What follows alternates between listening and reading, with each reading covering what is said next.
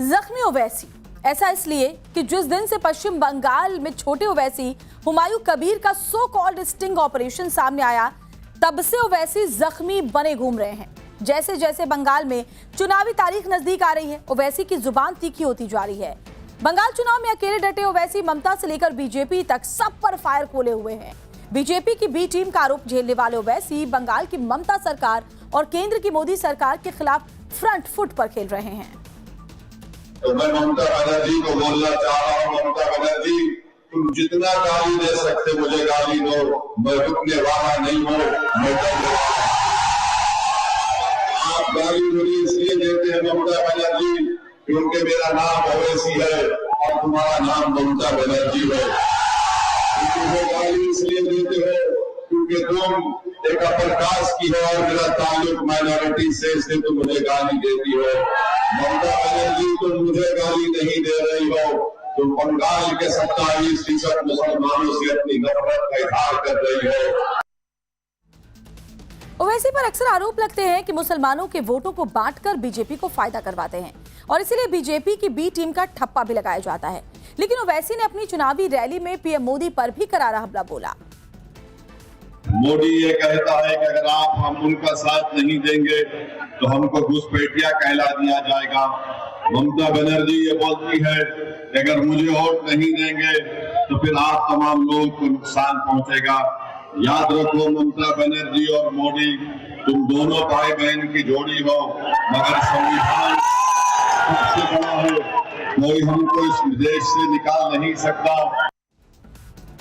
हिंदी पट्टी में एक कहावत है, इस कोठी का धान उस कोठी में। इन दिनों मुनीर और शहबाज दोनों इसी में जुटे हुए हैं। अरब से थोक के भाव कर्ज उठाने के बाद पहले तो सऊदी को भाड़े के सैनिक भेजे और जंग खाए फाइटर जेट। अब जब यूएई अपना बकाया मांग रहा तो बेइज्जत कर रहा, तो सऊदी से मिला दान यूएई को किश्तों में चिपकाने के चक्कर में पाकिस्तान के दोनों नमूने लगे हुए हैं। पाकिस्तान में खुद इसे लेकर इन दोनों का माहौल उड़ रहा है। पूरी रिपोर्ट देखिए आप।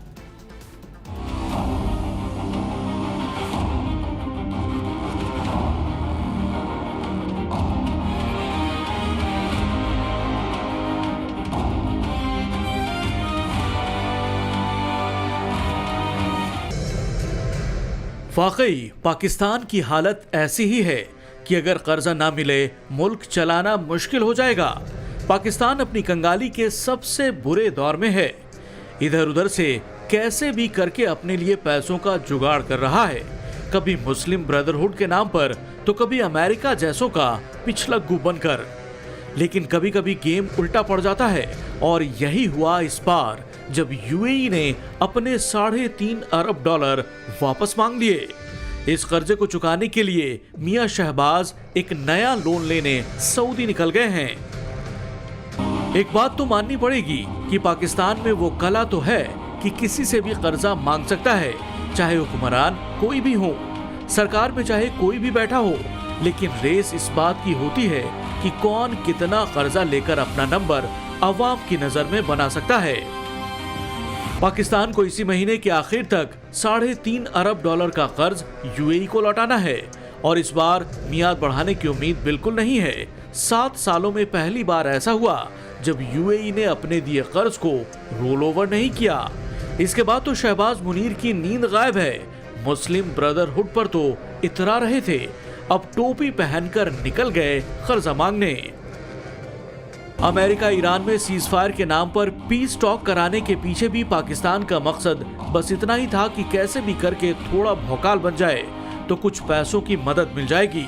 लेकिन वहां तो बात बनी नहीं, ऊपर से एक्सपोज हो गए कि अमेरिका के इशारों पर सब किया गया। पाकिस्तान भारी कंफ्यूजन में है, वो डिसाइड नहीं कर पा रहा कि वो किसकी तरफ है, ईरान के साथ या अमेरिका के इशारों पर ईरान की पीठ में छुरा घोंपने के लिए तैयार है। क्योंकि सऊदी अरब में 17 फाइटर जेट और 13,000 आर्मी भेजने के पीछे आखिर मकसद क्या है, या फिर ईरान को गच्चा देना। वैसे भी शहबाज एंड कंपनी को शर्म तो आती नहीं है, भला जिस मुल्क में कर्ज भी गर्व से लिए जा रहे हों उसके क्या ही कहने। बात तो सही है, अगर पाकिस्तान किसी भी सूरत में खत्म हो गया तो आधी दुनिया का पैसा तो गया पानी में। लोन लेने के चक्कर में पाकिस्तानी हुक्मरान इतने मशगूल हैं कि ये भी नहीं देखा कि सऊदी में सेना और फाइटर भेजने के बदले अगर कभी पाकिस्तान को ऐसी जरूरत पड़ी तो क्या रिटर्न मिलेगा।